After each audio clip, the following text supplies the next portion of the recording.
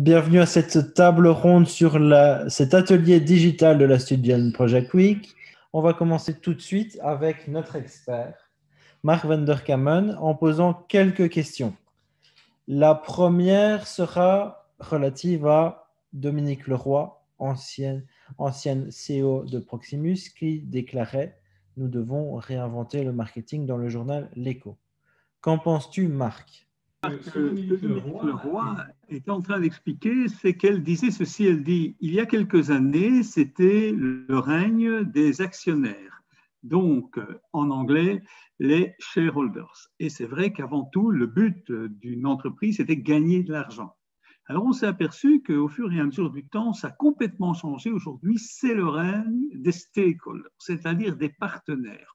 Aujourd'hui, une entreprise ne peut pas uniquement chercher à gagner de l'argent, elle doit avant tout chercher à séduire ou en tout cas à ne pas provoquer ses clients, pas provoquer tous les partenaires qu'il y a autour, c'est-à-dire aussi bien les groupes de pression. Alors on pense à des groupes d'activistes qui ne veulent pas qu'on tue certains animaux, des groupes d'activistes qui veulent absolument protéger l'environnement, etc.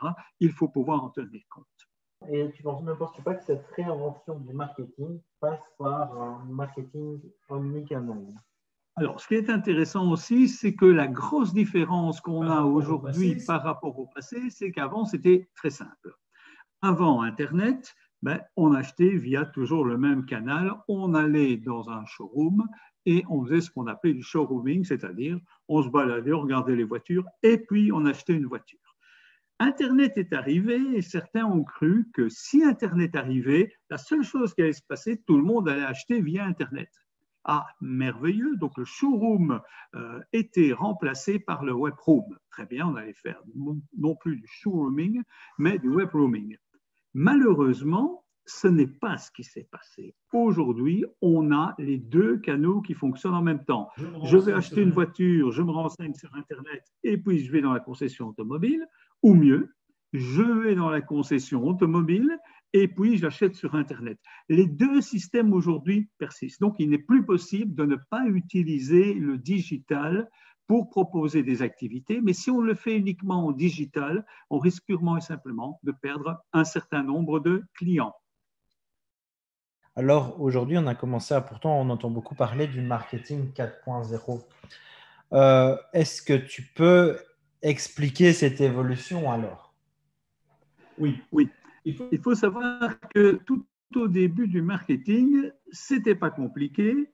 Il suffisait d'avoir un produit, de faire une bonne réclame, c'est-à-dire une publicité pour dire le produit existe, et la tendance était à acheter. Ça, on est dans les années 50, c'est le moment où on reconstruit un peu partout en Europe, aux États-Unis où c'est la ménagère qui devient la cible principale, et donc on fait de la publicité, il faut consommer et tout le monde est prêt à acheter. Le problème, c'est que très rapidement, beaucoup de marques se proposent sur le marché et donc ça ne fonctionne plus. Pourquoi ? Parce que vous n'allez pas acheter de la vaisselle, de télévision, de lave-linge, et donc à un moment donné, le consommateur va vouloir choisir. Pour choisir, il doit pouvoir avoir plusieurs choix, mais il va commencer à se poser des questions sur les marques. C'est ce qu'on a appelé le marketing 2.0, où on offre des produits sur mesure aux consommateurs. Et puis, quelques années plus tard, quand je dis quelques années plus tard, on est dans les années 90, 2000. Qu'est-ce qui se passe-t-il ? Les gens veulent acheter avec du sens. Plus question d'acheter, par exemple, du lait, comme du lait, mais on veut du lait qui soit produit par nos agriculteurs. Plus question d'acheter un produit, un fruit exotique qui vient de très loin. On veut que ce fruit soit produit chez nous et quand ce n'est pas possible, qu'il soit commerce équitable. On a vraiment eu cette évolution. Et maintenant, on est au marketing 4.0 qui, lui, intègre cette logique digitale. Ça veut dire qu'aujourd'hui, on doit pouvoir offrir des produits qui, sur le plan commercial, offrent toutes les caractéristiques précédentes, donc un produit de qualité, un produit sur mesure pour le consommateur, un produit qui a du sens et aussi qu'il soit accessible à tout moment, c'est-à-dire digitalement parlant. Merci Marc pour ces quelques réponses. On va maintenant passer à une présentation d'un étudiant, d'un étudiant de Condorcet. Et Serge Ouachou, ici présent, va un petit peu plus nous parler de finalement son projet, son PowerPoint. On lui laisse le partage d'écran et on lui donne désormais la possibilité pendant quelques minutes de nous parler de son projet et du caractère digital de celui-ci. À toi, Serge. Merci, M. Antoine Boucher, de m'avoir passé la parole. Alors, ce que je vais commencer par faire, c'est partager mon écran. Je crois que vous n'avez pas encore passé le rôle d'animateur, donc j'ai encore du mal à partager mon écran. Normalement, comme tu as le rôle d'animateur, tu peux partager ton écran. Tu devrais savoir, tu cliques sur partager l'écran et normalement, tu sais partager ton PowerPoint. En fait, je vous ai repassé le rôle. Attends, oui, tu me l'avais rendu. Attends, Ouais. on ne sait pas mettre de co-animateur. Où est-ce qu'on fait? C'est mal foutu comme tout. Mais je te nomme animateur, t'investis du pouvoir d'animateur de la réunion Zoom. Tu me rendras ce pouvoir juste après, une fois que tu auras fini de présenter, puisque dans cette version de Zoom, on ne peut pas nommer de co-animateur. Et juste après, je te demanderai juste de me rendre le pouvoir, de ne pas faire. Je t'investis d'un grand pouvoir, hein, donc tout pouvoir doit être utilisé avec sagesse, hein, n'oublie pas. Merci. Alors, je vais partager mon écran. Je vous remercie après de m'avoir accordé ce pouvoir. J'espère que vous voyez tous mon écran. Alors, aujourd'hui, je vais présenter le projet Mouting. En fait, il faut se poser la question déjà, pourquoi Mouting? Mouting, c'est un projet qui est venu, au fait, l'idée du projet Mouting est venue de mon école. Je me présente déjà, Serge Ouachou, je suis étudiant entrepreneur à la Haute École Condorcet. Et ce projet est encadré par M. Van de Kamen. L'idée, au fait, comme je disais, il est venu du fait qu'au fait, il est venu du fait qu'à la cantine de l'école, dont notamment la sandwicherie, à la pause, les étudiants pour aller commander le sandwich étaient confrontés à une grande file. Il y avait une grande file d'attente, il y a une grande file d'attente pour commander les sandwichs qui a énormément d'étudiants, il n'y a que 2 vendeurs pour servir toute cette masse d'étudiants. Donc, alors, c'est d'où est venue l'idée du projet Multic. Alors, il faut donc se poser la question, c'est quoi Multic? Multic, c'est un projet qui a pour mission de faciliter la commande des sandwichs. De ce fait, alors, étant donné que là, nous sommes dans une table ronde digitale, il faut se poser la question, quel est le lien entre le digital et ce projet? Donc, c'est en fait là qu'émane même l'objectif même de ce projet. On dit qu'en fait, il a pour objectif de mettre en place une plateforme digitale qui va permettre aux étudiants, à partir de leur GSM, tablette ou PC, de commander des sandwichs. Et pour les gestionnaires de la sandwich de leur côté, eux, ils pourront recevoir tous ces fils de commandes, traiter les commandes et répondre en notifiant les étudiants qui ont commandé les sandwichs. Donc, au fait, là, c'est dans ce process même qui intervient la notion de digital. Du coup, de ce fait, on se pose donc la question, qui sont les acteurs de ce projet? Quelles sont les parties prenantes, comme l'a spécifié précédemment M. Van der Kamen? Alors, il faut tenir compte que les parties prenantes, premièrement, sont des étudiants, les membres de la communauté scolaire. Et après, on a les gestionnaires de la sandwicherie, parce qu'en fait, si vous voulez, c'est les étudiants qui vont utiliser le produit pour passer les commandes. Et les commandes vont être traitées par la sandwicherie, mais ce n'est pas tout. Après aussi, il y a des acteurs tels que les gérants de sandwicherie qui ont le mot d'ordre aussi pour pouvoir faire fonctionner la sandwicherie. Donc, sont peut-être qui auront le pouvoir de pouvoir ajouter des produits, supprimer des produits, ainsi de suite. Maintenant, on se pose dans la question de savoir comment réaliser un tel projet. Comment procéder pour pouvoir mener à bien un projet pareil.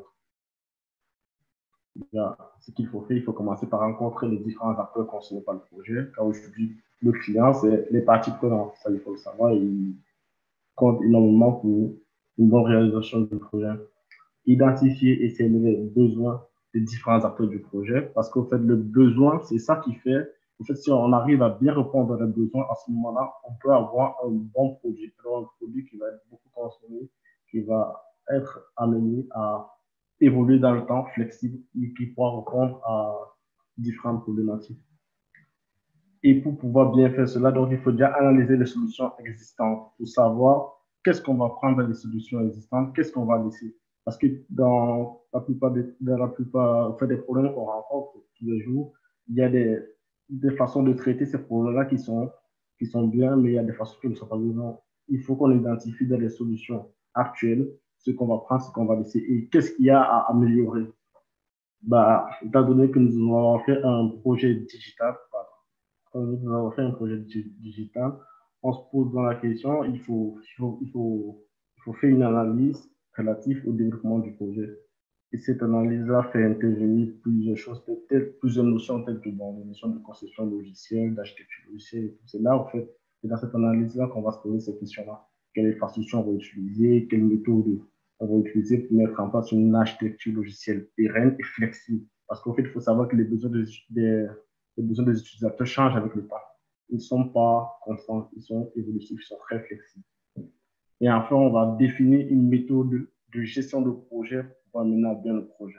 C'est la méthode qui va permettre de savoir dans le temps qui va permettre de savoir comment est-ce que les livrables vont s'effectuer dans le temps. Alors, je terminerai en fait ma présentation par une citation qui, selon moi, en fait, colle bien avec la vision d'entrepreneur qui est une citation de Martin Luther King qui nous dit, en fait, vous n'avez pas besoin de voir tout l'escalier, empruntez juste la première marche. Et je vous remercie de m'avoir écouté. Et je vais repasser la parole à M. Antoine Boucher. Merci. Merci Serge pour cette très intéressante présentation. Je t'invite à me rendre la main, à arrêter ta présentation et un petit peu me rendre le rôle d'animateur que je t'avais confié. Et je vais également t'inviter, monsieur Mark van der Kamen, ici présent, à te poser quelques questions sur ton projet. Et puis, on enchaînera avec des réactions d'étudiants qui nous suivent. Alors, moi, j'avais une question qui est souvent une question fondamentale.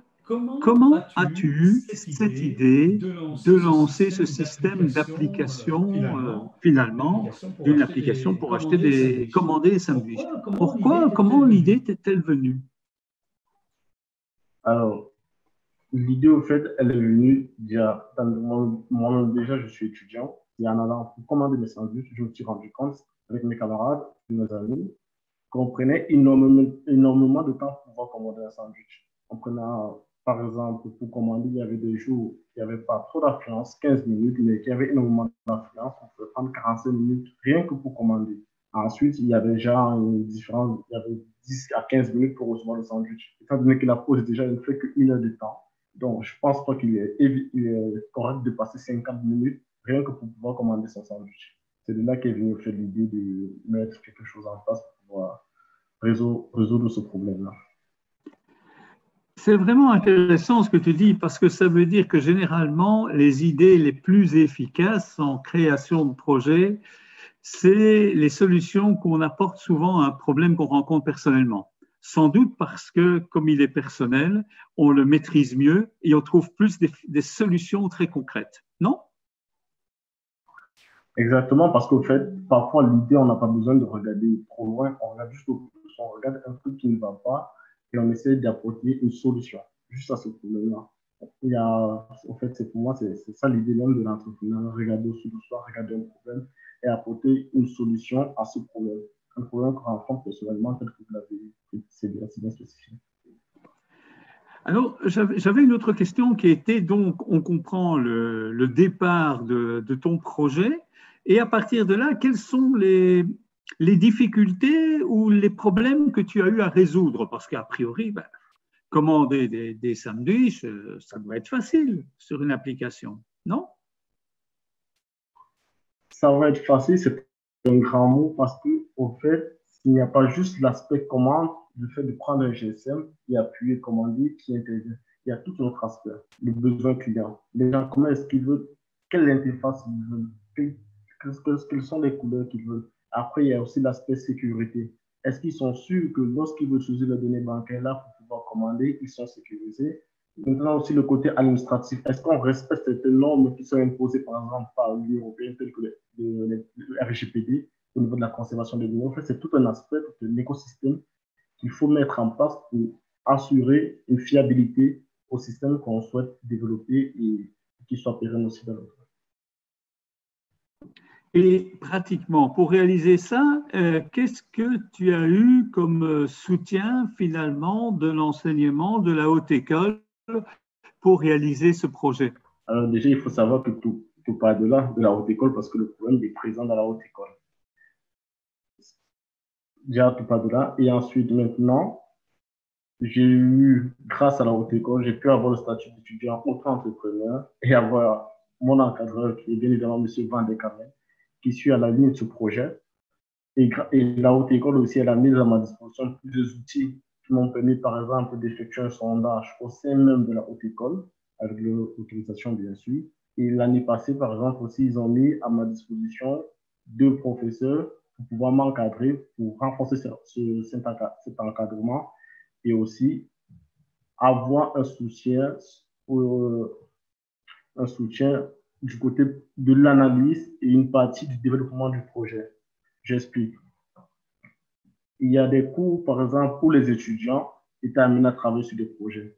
Au lieu d'imaginer des projets fictifs sur lesquels ils devaient travailler, on prenait des briques de ce projet-ci, de ce projet Moodle, qu'on confiait à des étudiants pour qu'ils puissent développer. Et ça leur permettait d'avoir des points au final dans leur matière. Et en même temps, ça permet aussi de faire avancer le projet. Et après aussi, les étudiants, ils sont bien contents parce qu'ils savent à terme, le travail qu'ils ont fait va être étudié par les autres étudiants, les étudiants futurs, les prochains étudiants de la haute école. Donc, il y a cet aspect-là qui est en train de se mettre en place dans la haute école même, où ceux qui sont là présentement travaillent pour les générations futures qui vont arriver dans la haute école à résoudre les problèmes de la haute école. Bien évidemment. Alors moi, j'avais une dernière question qui est pour lancer le débat avec nos participants. C'est si tu devais donner des conseils à des gens qui se lanceraient dans un pareil projet, qu'est-ce que tu conseillerais à des candidats étudiants entrepreneurs? Qu'est-ce que tu leur conseillerais de faire pour que tu réussisses?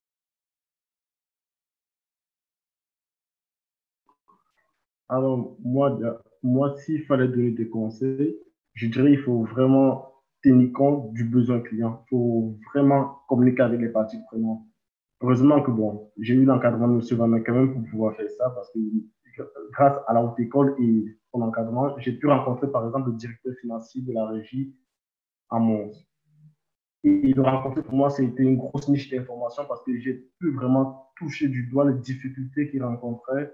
J'ai vraiment pu récupérer tous ces besoins-là déjà de son côté du point de vue administratif et être au téléphone au fait des différents normes, des différents droits qu'il fallait respecter, par exemple, peut-être l'AFSCA, le nombre de temps qu'il faut pour préparer un sandwich. Donc, c'est vraiment important de rencontrer les parties prenantes du projet avant même de commencer la conception. Et en parallèle de ça, il faut pouvoir et mettre énormément de temps dans la conception logicielle. Ne pas se lancer directement dans le code pour pouvoir développer la plateforme, non. Il faut prendre beaucoup de temps dans la conception logicielle tout en communiquant avec les parties prenantes parce qu'au final, au fait, ce sont eux qui vont utiliser le projet. Donc, il faut dialoguer avec les futurs utilisateurs qui sont les étudiants, par exemple, dans le cadre de mon projet et dialoguer avec les parties prenantes, ceux qui vont utiliser aussi le projet. Donc, pour moi, il faut mettre énormément l'accent sur la conception. Prendre vraiment beaucoup de temps pour faire une bonne conception. Parce qu'on dit que pour construire une bonne maison, il faut avoir de bons plans. Il faut que les plans tiennent. Si les plans ne tiennent pas, la maison ne va pas tenir. Tout à fait. Alors, une dernière question. Quand tu as imaginé ton projet, tu pensais qu'il te faudrait combien de mois? Et aujourd'hui, maintenant que tu as avancé en ton projet, combien estimes-tu que tu auras besoin de mois pour le réaliser? Au départ, clairement, j'estimais qu'il fallait quoi, 12 mois. 12 mois, je me disais 12 mois, c'était largement suffisant, par exemple, pour réaliser un projet pareil. Mais avec le temps, je me suis rendu compte qu'il faut, en fait, à force de travailler dessus, je me suis rendu compte qu'il faut un peu plus de temps. Et même 12 mois, ce n'est pas suffisant parce que j'ai déjà le temps de faire le sondage, récupérer les données, les analyser, faire aussi, bon, je n'ai pas fait une étude de marché complète, mais j'ai fait une mini-étude de marché, ça prend énormément de temps. Parce qu'il y a un moment, il y a une phase dans laquelle on récupère les données, après il faut les traiter, il faut comprendre ce que le client veut réellement, il faut concevoir le logiciel et il faut l'implémenter. Donc là maintenant, dans un premier temps, je me disais 12 mois était suffisant, mais là, je me suis rendu compte qu'au fait, 12 mois, c'est pas réellement suffisant. Je pense que 24 voire 30 mois, ça peut être largement suffisant déjà pour mettre une première version sur le marché utilisable. En tenant compte de tout cet aspect de conception, de réunion avec les parties prenantes et tout, de sondage et de traitement des données, je pense que pour un projet pareil, pour avoir une première version, 30 mois, c'est largement suffisant pour avoir déjà une première version utilisable, fiable et flexible. Eh bien, je te remercie beaucoup pour ton intervention. Je propose que tu restes avec nous et je vais repasser la parole à Antoine pour le débat avec les participants. Merci Marc. Je vais inviter tous les étudiants présents s'ils veulent bien, et je vais le faire également pour montrer ma bonne volonté, de réactiver vos caméras dès à présent pour qu'on puisse un peu plus discuter volontairement, parce que si on avait envie de faire cet éclairage, on va dire, théorique, et c'est ce cas particulier, cet étudiant qui a amené vraiment un chouette projet, on a aussi envie d'avoir vos opinions finalement. Et nos opinions, c'est un petit peu pour lancer ce débat. Donc, je parle à monsieur Verbruggen, à monsieur Delacroix, au groupe là, ICODI. Et j'espère n'oublier monsieur Caria, que j'oubliais. Je vous parle à vous et je vais un petit peu vous demander finalement qu'est-ce que vous en pensez de ce marketing digital? Quelles seraient pour vous, à l'heure actuelle, les plus grandes difficultés en la matière? Euh, Pas d'ordre, on est là, on discute simplement et on essaye de faire en sorte de créer de chouettes projets, hein. Donc, comme vous le sentez. Moi, j'avais une question. Oui. Pour l'appli de commande de sandwich, donc c'est ça. Est-ce que vous avez pensé au fait que les sandwicheries, elles font beaucoup de noirs et du coup, elles vont pas forcément accepter de payer via Bancontact ou en ligne ou quoi que ce soit? Qu'est-ce que tu en penses, Serge? Je te laisse répondre. Oui. D'accord, merci. En fait, je vais répondre à la question. Il faut savoir que dans un premier temps, j'essaie de régler le problème d'abord au niveau des régies provinciales, c'est-à-dire des organismes qui sont traités par la province. Là-bas, normalement, théoriquement, ils ne font pas de loi. Donc, les comptes, ils sont à jour sur les comptes, ils tiennent vraiment à ça. Donc, je ne pense pas qu'à ce niveau-là, il y a vraiment cette problématique-là qu'il faut régler. Ce n'est pas, pour le moment, je ne vise pas encore une clientèle, je veux dire quoi, national ou international. Je vise d'abord à résoudre le problème au niveau des régies provinciales. Et après ça, je vais m'attaquer au marché extérieur, donc d'autres clients, des centres déjà locales et voire internationales. Pour le moment, je me concentre d'abord à résoudre le problème au niveau de la régie provinciale, de toutes les régies provinciales. Déjà, si j'arrive à faire ça, pour moi, c'est un gros travail. Donc, ça peut aussi nous donner certaine visibilité pour pouvoir amener les sanctuaires locales à utiliser cette solution-là. Et peut-être ça les fera changer d'avis. Ok, d'accord. Merci pour la réponse. Oui. Moi, j'ai une question par rapport au projet aussi. Toi, alors, ce que tu fais, c'est tu mets en relation les gens qui veulent les sandwichs et les sandwicheries dans lesquelles ils sont, si je comprends bien. Admettons, tu es dans ton école, tu veux un sandwich, ton école a une sandwicherie, hop, ça se met en relation. C'est comme ça que ça marche. Oui, c'est ça. Exactement. C'est comme ça que ça marche. Et il faut savoir. Alors, ouais, ouais. Vas-y, vas-y. Alors, c'est quoi le problème? Enfin, parce qu'à un moment, tu parlais de l'AFSCA, etc. Elle rentre où là-dedans? Parce qu'en toi, c'est juste une plateforme qui met en relation les deux. Okay. En fait, il faut savoir, même moi, au départ, je ne savais pas. En fait, il y a une durée pendant laquelle il faut préparer un sandwich. Un sandwich ne peut pas être fait trop longtemps. Il y a une durée que l'AFSCA impose de préparation de sandwich. En fait, je pense que, je ne me souviens plus, mais c'est dans les notes, c'est environ 15 minutes. Un sandwich est préparé maximum 15 minutes à l'avance, pas plus. Ah ouais, ok, ouais, c'est par rapport à ça que tu parlais de l'AFSCA. Okay. Exactement. Ce sont des notions que moi-même, je n'avais pas. C'est après la rencontre avec le directeur de la régie des finances de Mont que j'ai eu cette information-là. Sinon, c'est pour ça qu'en fait, et ça change tout un côté de conception de la solution. Parce qu'en fait, là, il faut tenir compte il faut tenir compte maintenant du fait que les sandwichs doivent être préparés, doivent être présentés par exemple par la de commande 15 minutes à l'avance, pas plus, pas moins. Soit 10 minutes pour qu'il y ait une marge de 5 minutes pour respecter ce nombre-là. Sinon, après, on s'expose à des amendes qui peuvent être très fortes en fonction du chiffre d'affaires de la solution ou bien du projet. Ok, je comprends. Ah, merci. Il y a d'autres questions. Qui a d'autres questions? Moi, j'ai une question. Moi, j'avais une question. Je Vas-y. sais pas. Ah, sorry. J'ai pas levé la main, désolé. Je sais pas. Bonjour Serge, enchanté.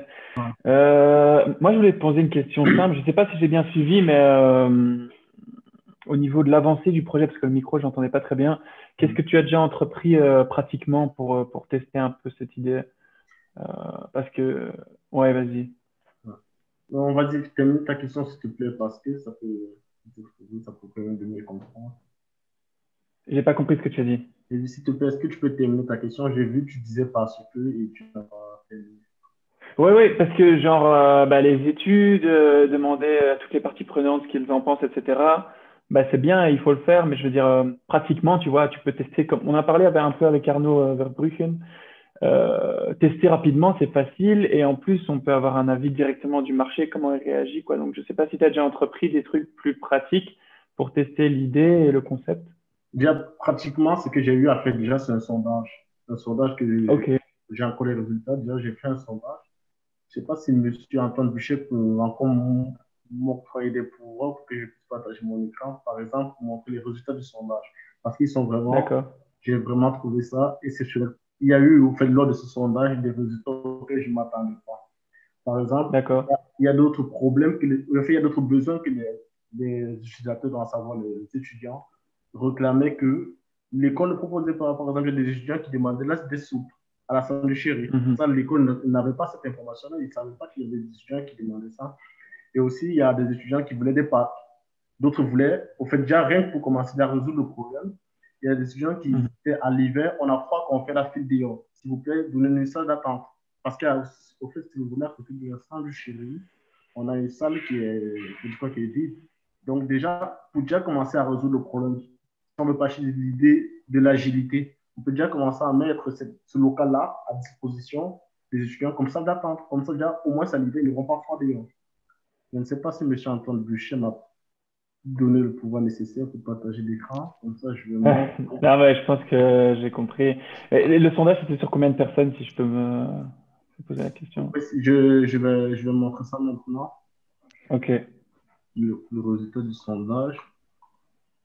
Il faut faire quand même attention, je pense. Les sondages, c'est enfin, ça donne des super données, mais il y a quand même toujours un biais qui est lié directement au sondage. Par exemple, si tu fais un sondage où tu demandes aux gens s'ils sont prêts à payer, tu vas peut-être avoir, je sais pas, 70% de répondants qui vont dire oui, on est prêt à payer, mais il y a une grosse différence entre dire qu'on est prêt à payer et payer. Et donc là, il n'y a pas de question d'argent pour ton cas, Ouais. mais il y a quand même pas mal de biais pour les sondages. Là, je vois 187 réponses, c'est cool.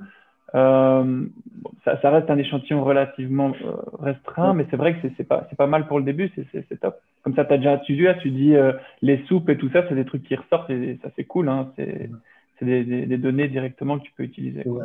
Mais c'est là la différence.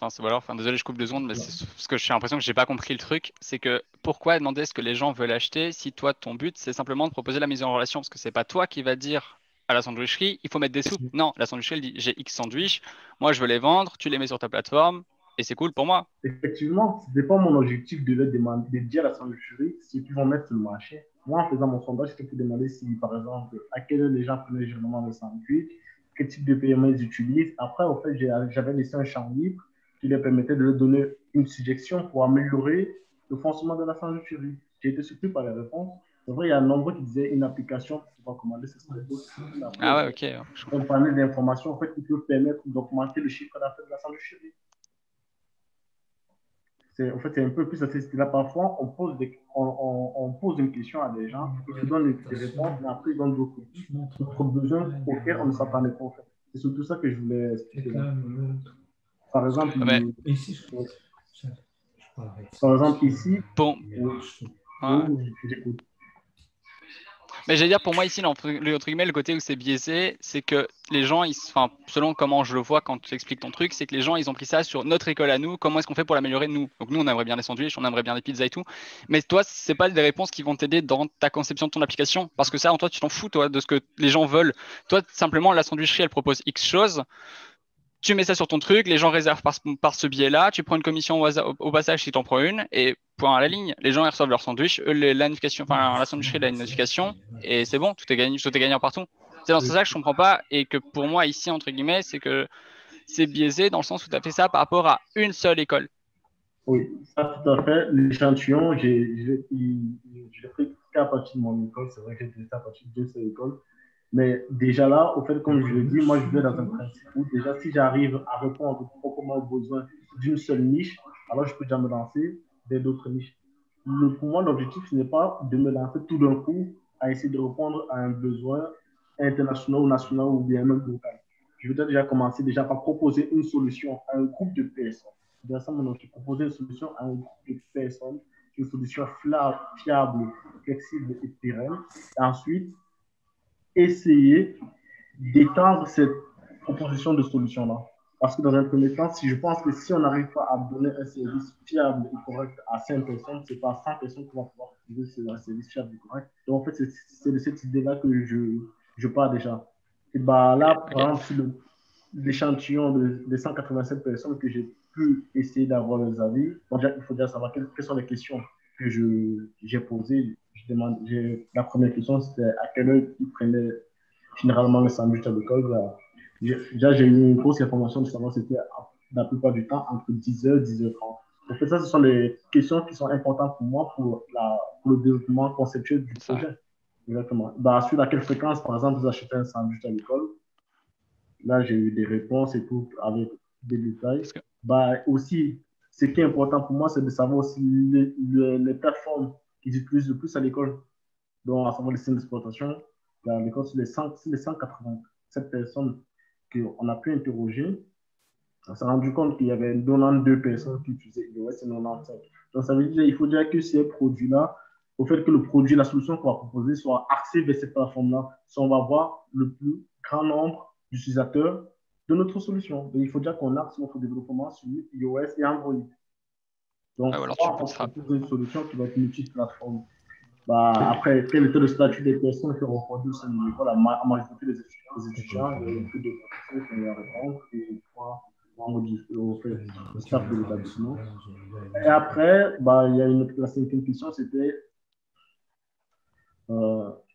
utilisez-vous principalement des applications de site internet? Bon, 124 personnes utilisaient des applications et 63. Comme ça aussi, c'est une question qui nous permet de savoir, OK, on se lance du web ou bien directement sur des applications.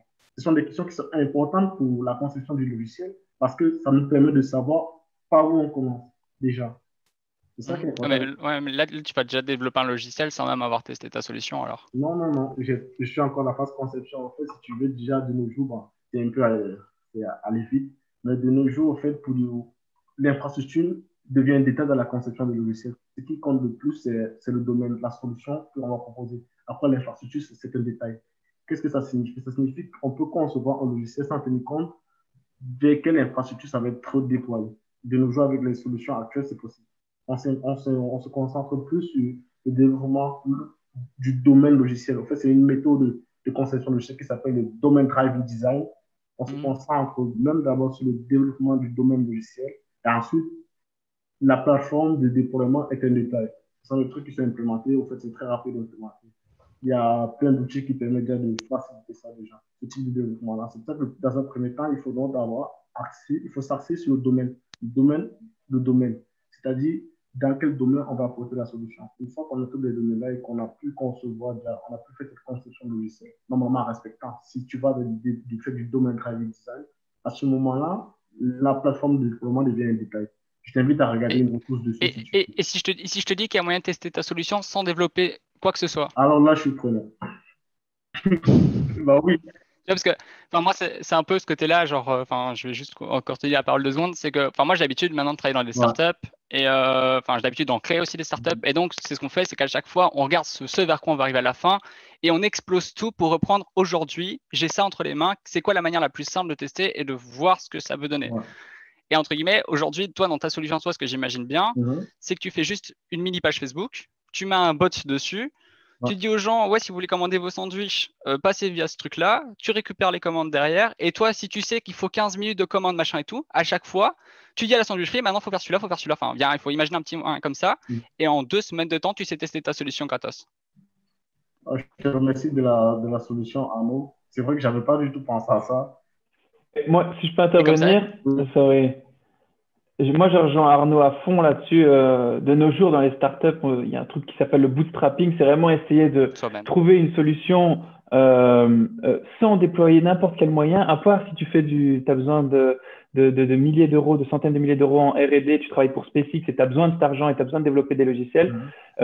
Toutes les startups à l'heure actuelle, je ne sais pas si tu connais Menu Next Door, qui maintenant n'existe plus, mais ça a été créé, comme l'Arnaud l'a dit, avec un groupe Facebook et ça a pris de l'ampleur. Et à ce moment-là, quand tu as une communauté énorme de plusieurs milliers d'utilisateurs, tu peux te poser la question de commencer à créer un logiciel, une app, etc. C'est ça. Que le mythe du je crée une app ou je crée un logiciel dans mon garage, je le sors et ça explose, il est plus vrai du tout à l'heure actuelle. Et franchement, tu devrais. Moi, je trouve que tu es super entreprenant et tout. Et donc, tu devrais vraiment passer ton temps sur voir s'il y a une demande, une traction. Et une fois que tu as validé ça, hop, tu peux commencer à te poser des questions de logiciel et de contenu, etc. En plus, on est en plein dedans parce qu'on disait justement qu'est-ce qu'apporte le marketing digital, qu'est-ce qu'apporte le digital et tout. C'est vraiment ce domaine de growth hacking. C'est je veux tester quelque chose, j'ai pas d'argent, quelle est la solution la plus simple pour le tester? Exactement. C'est vraiment ça. Et aujourd'hui, tu as plein de groupes comme ça sur les réseaux sociaux, etc., qui te permettent d'avoir plein d'idées comme ça, de voilà, j'ai ça comme problème, j'aimerais tester ça. Et on t'apprend des choses, on va pas rentrer dans trop des termes, mais genre comment choper une base de données pour faire de l'emailing, comment faire ceci, comment faire cela. Il y a plein de petits trucs et astuces qui coûtent que dalle en fait. Exactement. En plus, comme tu l'as si bien précisé, un bot, c'est un truc où normalement, tu n'as même pas de code à faire vu qu'il y a déjà des bots tout faits. En fait, si je connais pas directement, tu peux directement lier du mailing, directement récupérer des commandes, faire directement des mails automatiques et tout, c'est vrai. C'est vrai que je connais. Même des SMS si tu veux. Ouais, tu peux tout faire. Avec Tulio, par exemple, tu peux utiliser le service Tulio pour directement faire des SMS et tout. Ouais, tu utilises ManyChat, ça coûte 10 € par mois et tu as tout ce que tu veux dedans. Exactement. Et franchement, ça marche bien. Bah, c'est vrai que merci pour le feedback. Comme ça, je vais tenir compte de ça. Je vais mettre ça dans mon partie deck. Et même à la rentrée, c'est un truc que je peux implémenter même pour la rentrée pour pouvoir tester. Voilà, merci pour ce débat intéressant. On va maintenant malheureusement devoir reprendre un petit peu et on va proposer peut-être une petite synthèse avec Mark van der Kamen ici présent. Je te laisse la parole, Marc. Oui, merci. Il y a plusieurs choses dans ce qui a été dit et je voudrais quand même faire une petite réaction par rapport, quand vous parlez d'études de marché. Il faut distinguer d'un côté ce qu'on appelle une étude exploratoire, c'est-à-dire une étude pour voir. Alors, on peut le faire auprès de 3 personnes, 10 personnes, etc. C'est simplement, à la limite, pour voir s'il n'y a pas de blocage ou quels seraient les principaux blocages. Ça n'a rien à voir au sens propre avec une étude de marché. Et ici, ce qui est intéressant, c'est que le sondage ne sert pas à prouver s'il y a une demande ou pas, mais sert surtout à rassurer le client final. Parce que le client final, ce n'est pas, quoi qu'on pense, le consommateur qui va commander des sandwichs, mais c'est le gestionnaire de sandwichs qui demande de trouver une solution. Et lui, il a besoin d'une part de prouver que son idée de passer avec un nouveau système de commande peut être intéressant et surtout d'éviter le problème fondamental. Et vous voyez apparaître un slide sur les paradoxes du marketing digital, c'est que le consommateur, aujourd'hui, il a 2 choix. Soit de promouvoir l'initiative et dire que c'est très bien, soit de la dénigrer. Et donc, ce qu'il faut éviter, c'est qu'il ait tendance à le dénigrer. Alors, d'autant plus que quand on dit que dans le digital, les interactions, c'est important, ce qui est vrai, il faut considérer que le digital fait 90% des interactions, mais que pour certains consommateurs, l'aspect virtuel les rebute et qu'on a quand même affaire à 2 grands profils de consommateurs. D'un côté, les clients avertis, qui eux n'ont aucun problème pour passer les commandes, etc., et le client inexpérimenté. un des problèmes que l'on a dans cette application, c'est que le bénéficiaire, c'est-à-dire le consommateur qui va avoir un sandwich, il a quelquefois des demandes qui ne pourront pas être répondues sans causer des risques au gestionnaire de sandwich. Prenez le cas, vous commandez un sandwich et puis vous n'allez pas le chercher. Si vous ne l'avez pas payé, ce n'est pas possible. En plus, le gestionnaire de sandwich, lui, a toute une série de demandes de gestion technique, notamment en termes de comptabilité, d'imputation de commandes, de précommande d'achat, etc. Et tout ça doit lui apporter une solution intégrée, en sachant que lui ne va pas utiliser son smartphone pour gérer l'histoire, mais il va utiliser ses systèmes internes. Et donc tout ça mérite d'être réfléchi. Alors, quand on parle de combien de personnes à interroger et le faire via des grosses Facebook, etc., moi, je reste fort sceptique sur l'utilisation de ce système. Parce que c'est ce qu'on appelle, du point de vue étude de marché, un échantillon de convenance personnelle, ou en fait un échantillon boule de neige. On demande à des gens qui connaissent des gens de relayer les demandes, et donc, quelque part, on risquerait, si on ne fait pas attention, à avoir toujours l'avis des mêmes personnes, ce qui peut quand même poser quelques questions en termes de représentativité. Mais ici, on est bien par rapport à un projet B2B, donc par rapport à ce projet B2B, les demandes sont différentes et l'échantillon de l'étude telle qu'elle est faite n'est pas une étude pour savoir combien de gens vont acheter un sandwich, mais une étude pour rassurer le gestionnaire, pour montrer que ce qu'il a fait n'est pas nécessairement quelque chose de mauvais. Alors, je vous propose maintenant de tout le débat que vous avez apporté un élément fort important, c'est vous dites qu'il faut tenir compte des besoins. Et ça, c'est un point essentiel. Alors, quelle stratégie marketing on peut adopter en matière digitale? Il faut avant tout que le projet que vous avez développé soit validé par la communauté. Et donc, quand vous dites c'est une manière de le faire via Facebook, vous avez raison. Mais il faut aussi que votre projet, votre marque, l'identité soit suffisamment forte, donc reconnue par la communauté et honnête. Ça veut dire qu'on attend que ce que vous proposez garantisse les propos que vous tenez. Ça ne sert à rien de dire que vous allez vendre local si vous ajoutez simplement du sucre qui est produit localement et tout le reste du produit, qui est donc 90% du produit, est fabriqué à l'extérieur. Alors pour ça, comment peut-on faire? Premièrement, co-créer les produits avec les consommateurs. C'est quelque chose d'excessivement important à tous les niveaux parce que le consommateur qui participe à la création, à la définition du produit, il est beaucoup plus convaincu que ce produit est bien. Deuxièmement, raconter des histoires. Alors, pas dans le sens raconter des carabistouilles, des fariboles, utiliser des fake news, mais plutôt dans le sens de dire qu'il faut expliquer pourquoi le produit est créé, qu'est-ce qu'il apporte de nouveau. C'est ce qu'on appelle dans le jargon marketing du storytelling.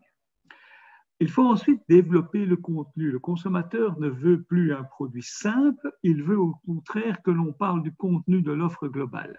Et le marketing de contenu se développe de plus en plus. C'est la raison sans doute pour laquelle il y a autant d'informations sur les réseaux sociaux concernant les produits. Il faut aussi pouvoir dialoguer avec les consommateurs. Le consommateur n'accepte plus d'avoir simplement une sorte de règle à respecter. Il attend qu'il puisse interpeller. Et donc, une marque qui refuserait de permettre aux consommateurs d'exprimer des remarques, ça ne fonctionnerait pas. Et enfin, il faut pouvoir engager la communauté, c'est-à-dire proposer aux personnes de bouger dans un sens positif. Voilà ce que je voulais dire concernant la synthèse. Alors, pour ne pas uniquement parler marketing, mais quelque part, nous avions parlé tantôt d'un QR code. Ce QR code, nous allons vous l'afficher. Alors, le QR code, le voici.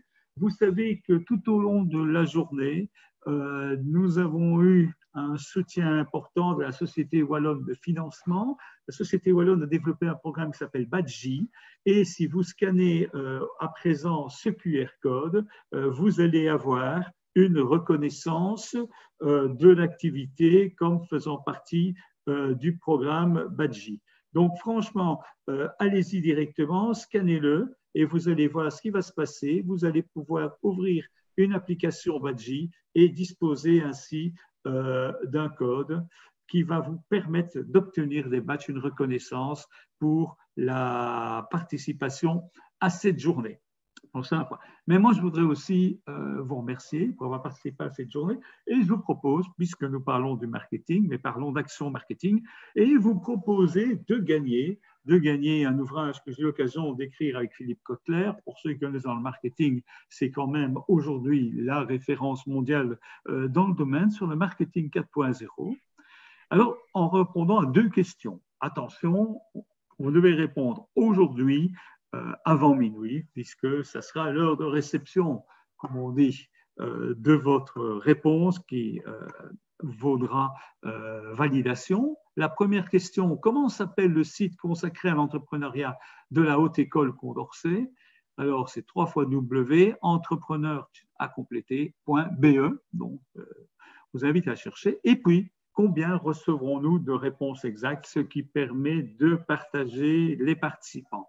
N'oubliez pas d'envoyer vos coordonnées exactes, parce que si vous gagnez, qu'on puisse vous faire parvenir cet ouvrage. Le tout avant minuit à l'adresse entrepreneuriat@condorcet.be, entrepreneuriat@condorcet.be, ce qui vous permettra, je suppose, d'utiliser encore de manière plus efficace le marketing 4.0. Voilà, je cède maintenant la parole à Antoine pour terminer la clôture de l'activité. Mes chers étudiants, il me reste juste, voilà, j'espère que cette table vous a plu. Je ne sais pas si vous avez encore quelques éléments à dire. N'hésitez pas, si c'est le cas, si on n'a pas eu le temps de vous répondre ou de poser des questions, n'hésitez pas à revenir, à nous contacter via l'adresse qui est actuellement affichée. Ce sera aussi un moyen de créer une petite communauté suite à cette table ronde. Et il me reste juste à vous saluer et à vous souhaiter une bonne fin de journée. À bientôt. Au revoir. Au revoir. Et au revoir. Bonne soirée. Au revoir.